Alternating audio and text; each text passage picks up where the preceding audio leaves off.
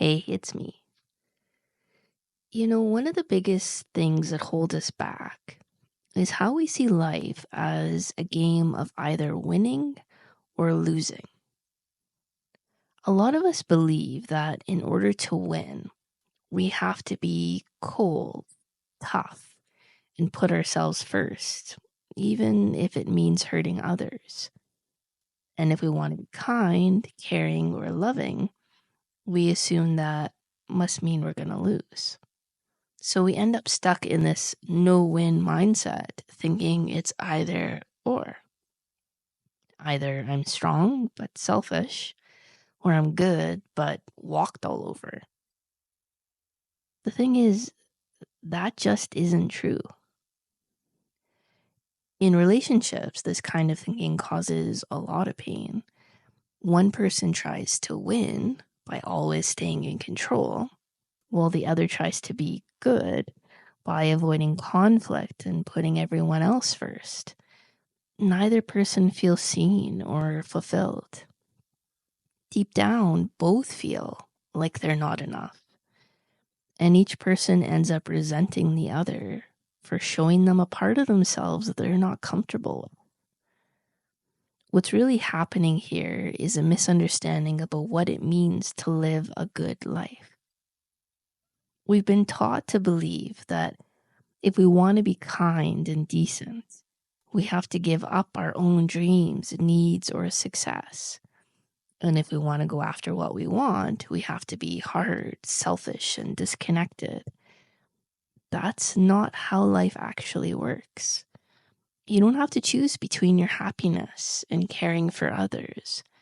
The two can live together in harmony. In fact, when you truly allow yourself to feel worthy of love and success, you naturally want that for others too. You become more open, more generous, and more fulfilled. We often think, if I can't have what I want, I must lose. Or we think, if I want to win, I have to stop caring about people. But those are just old beliefs that were likely formed when we were much younger.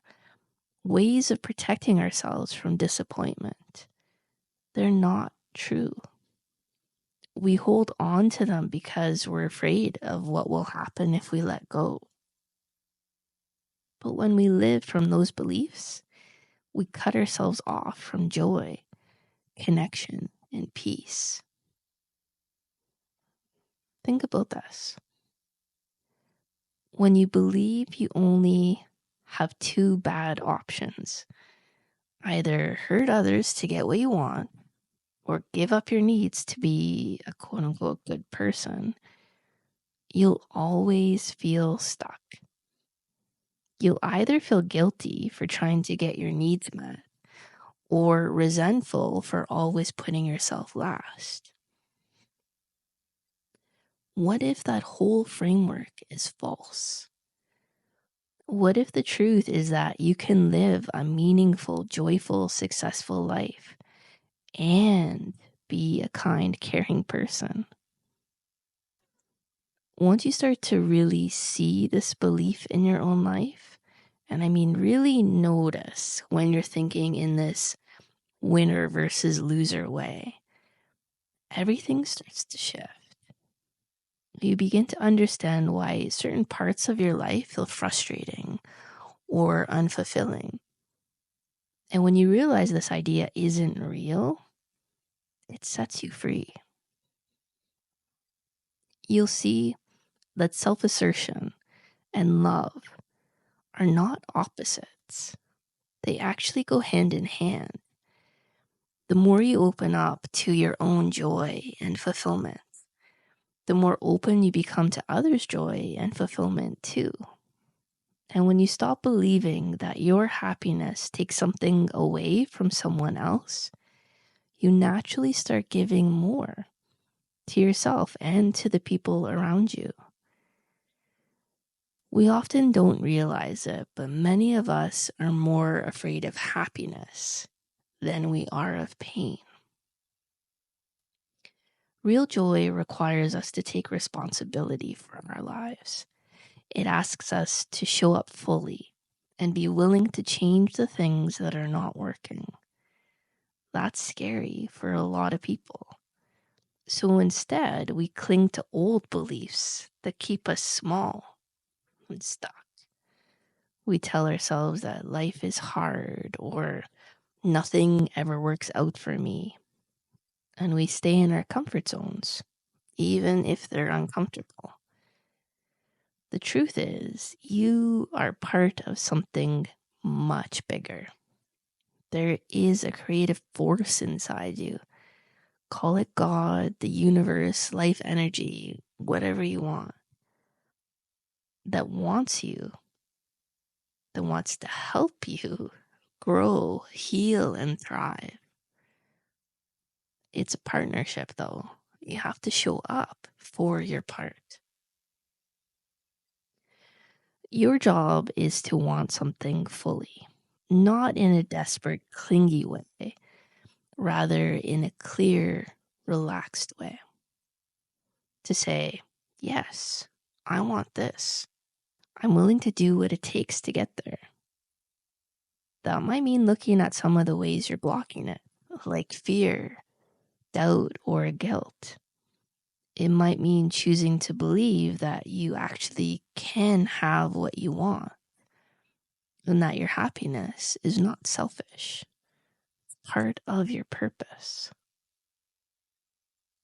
When you do your part, that bigger energy starts moving through you. Things begin to shift. It's like planting a seed. You can water it, give it sunlight, and care for it. But you can't force it to grow. That part isn't up to you. It will grow, though, if you've prepared the soil and keep showing up with trust and love. So instead of choosing between a winner or a loser, what if you choose truth? What if you choose to believe that life doesn't have to be a fight and that your joy doesn't come at the cost of someone else's? What if your happiness actually helps the world? It's time to break out of the prison of either or thinking. It's time to live in a new way, one where you get to be fully yourself, where your dreams matter, and where love and strength walk side by side. You are not helpless. You are not small. You are not here to suffer. You are here to grow, to expand, and to share your life. And it starts by realizing you don't have to choose between being good and being happy. Be both. Love you. Connect soon.